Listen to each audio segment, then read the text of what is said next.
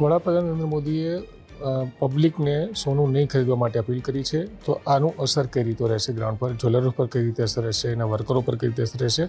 દીપકભાઈ ચોકસી અમારી સાથે છે, તેમની સાથે વાત કરીશું. દીપકભાઈ, આજે વડાપ્રધાને જે અપીલ કરી છે સોનું નહીં ખરીદવા માટેનું, એનું અસર આપ કઈ રીતે જોઈ રહ્યા છો?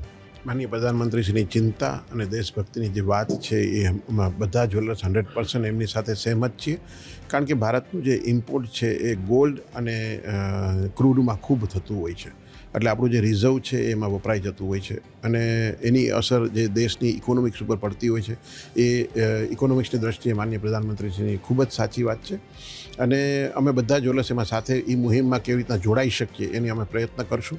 પણ સાથે સાથે વાતમાં એવું છે કે જે 6 થી 7 કરોડ લોકો આ ઇન્ડસ્ટ્રી સાથે જોડાયેલા છે એ લોકોનો પણ અમને એક સવાલ ઊભો થાય છે. જેમ જ્વેલરી કાઉન્સિલે ફાઇનાન્સ ડિપાર્ટમેન્ટમાં અને માનનીય પ્રધાનમંત્રીશ્રી પાસે પણ અમુક ટાઈમે રજૂઆતો કરી અને આમાં એક મોનેટાઇઝેશન સ્કીમ જેવું કોઈ પણ વસ્તુનું સોલ્યુશન કાઢીને કે જેથી કરીને ઇન્ડસ્ટ્રીઝના કારીગર લોકો જે છે, જેવી રીતના ડાયમંડમાં જેમ રત્ન કારીગરો કહેવાય છે, એવી રીતના અમારામાં જેમ જે કોઈ કારીગરી બનાવે છે એ બેંગોલના કારીગર છે, એ રાજકોટના કારીગર છે, એ સાઉથના કારીગર છે, એ ઉત્તરના કારીગર છે.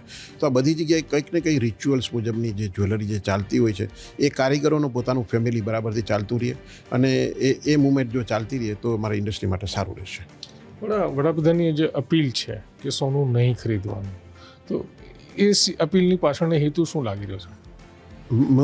મૂળ હેતુ તો એવો લાગે કે જે અત્યારે આપણું જે રિઝર્વ જે છે જે કટ થઈ રહેલું છે એ સોના અને ક્રૂડના હિસાબે થઈ રહેલું છે.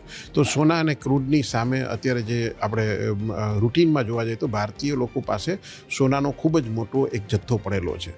તો અગર જો એ જ જથ્થાને જો મુવમેન્ટમાં પાછો લઈ આવાય તો આપણું ઇમ્પોર્ટ ચોક્કસથી ઘટી જાય અને એ 100% ઘટશે જ. અમને લોકોને હવે પછીની મુહિમ પછી એવું લાગી રહેલું છે કે માનનીય પ્રધાનમંત્રીની સાથે અમે બધા જ્વેલર્સ પણ જોઈન્ટ થઈ જશું અને સાથે સાથે એ લોકો એવી કંઈક સ્કીમ આપશે કે જેથી કરીને લોકોનું સોનું બહાર આવે અને એ સોનું જો રીયુઝ થાય. કારણ કે અત્યારે એવું છે કે ભારતના દરેક પ્રસંગોમાં સોનું વણાયેલું છે અને આપણામાં સોનું જે છે એ એસેટ્સ એટલે એક મૂડી તરીકે ગણતરી કરવામાં આવે છે.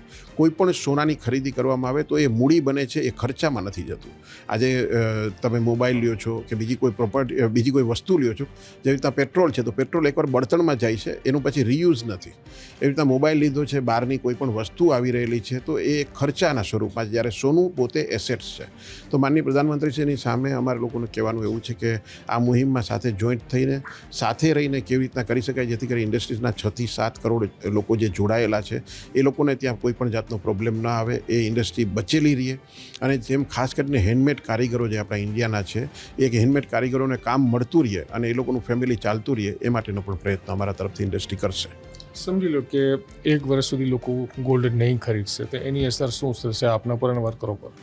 લાસ્ટ 2 વર્ષ થયા તો જ્વેલરી ઇન્ડસ્ટ્રી એમ કહી શકાય કે 40% ડાઉન ચાલી રહેલી હતી. લોકોમાં એ પેપરના ફિગર બતાવે છે.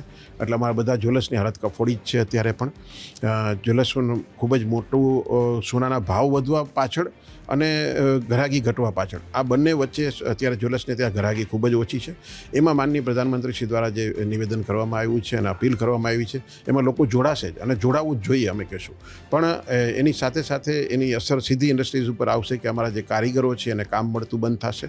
અમે લોકો જે 6 થી 7 કરોડ લોકો આ સાથે જોડાયેલા છે એ લોકો માટે થોડુંક આ વર્ષ નબળું ગણી શકાય કે આના માટે અમે કેવી રીતે અમે સર્વાઈવ કરીએ. અને જ્યારે જ્વેલર્સના ખર્ચા પણ ઘણા વધારે હોવાના, જેવી રીતના પોતાની રીતે જે લઈને બેઠેલા, તો એ જે છે એને કેવી રીતના પૂરતા પ્રમાણમાં અમે પહોંચી વળશું એ અમારા બધા માટે ચિંતાનો વિષય છે. આ અપીલની સાથે સાથે જે કારીગર વર્ગને જો કામ મળતું રહે તો અમારા લોકો માટે એક સ્ટેબલનેસ આવશે. આપણી ભારતની જે કળા કારીગરી છે એ કારીગરો બીજા બિઝનેસ તરફ વળી ન જાય. આ એક હસ્તકળા કારીગરી છે અને માનનીય પ્રધાનમંત્રીશ્રીએ તો વિશ્વકર્મા સ્કીમ અને અમુક સ્કીમો દ્વારા હસ્તકળા કારીગરીને વધારે પ્રમોટ કરવા માટેના પ્રયત્ન કર્યા છે. તો અમારા કારીગરો જો બચતા રહીએ અને કારીગરોને પૂરતા પ્રમાણમાં કામ મળી રહે તો એ ખૂબ સારું કહેવાશે.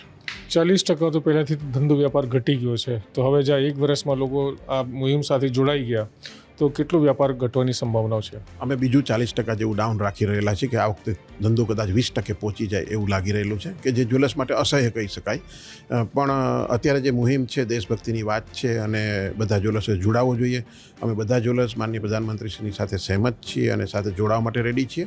પણ સાથે સાથે આ મોનેટાઇઝેશન જેવી કોઈ પણ જાતની પ્રક્રિયાઓ લાવી અને લોકોનું સોનું બહાર આવે અને ભારતના બધા રિચ્યુઅલ્સની સાથે સોનું જે સંકળાયેલું છે. આપણા ભારતમાં સોના ચાંદીને સુકન્યાળ ધાતુ તરીકે માનવામાં આવે છે, તો એ સુકન્યાળ ધાતુને એ જ રીતના એનું મહત્વ રહીએ, એને એસેટ્સ વેલ્યુ તરીકે એટલે મૂડી તરીકે માનવામાં આવે છે.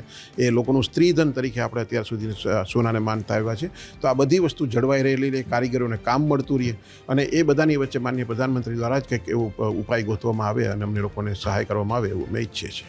અંતિમ પ્રશ્ન એ છે દીપકભાઈ કે લોકોની ડિમાન્ડ તો આવવાની છે, લગ્ન સિઝન હોય તો કોઈ બી શુભ પ્રસંગ હોય તો પછી લોકોની ડિમાન્ડ, તમે તો પ્રધાનમંત્રીની મુહિમ સાથે જોડાઈ જવાના છો, તો લોકો શું કરશે? કેમ કે લોકોએ તો અમને શુભ પ્રસંગ માટે કાંઈક ખરીદી તો કરવી પડશે.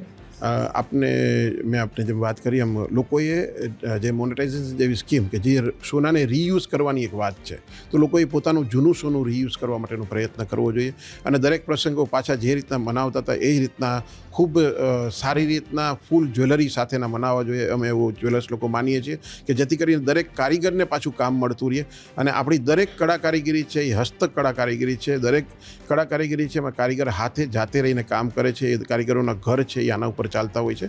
તો લોકોએ પોતાનું જૂનું સોનું પાછું આપી અને એમાંથી નવી સોનું બનાવી અને એમાં આપણે દેશભક્તિમાં એક ભાગ લઈ લેવો જોઈએ.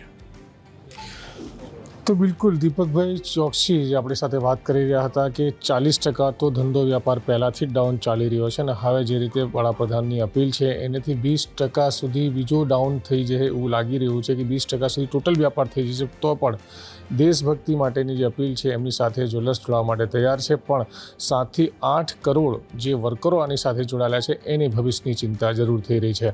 સંજયસિંહ રાઠોડ, ગુજરાત તક, સુરત.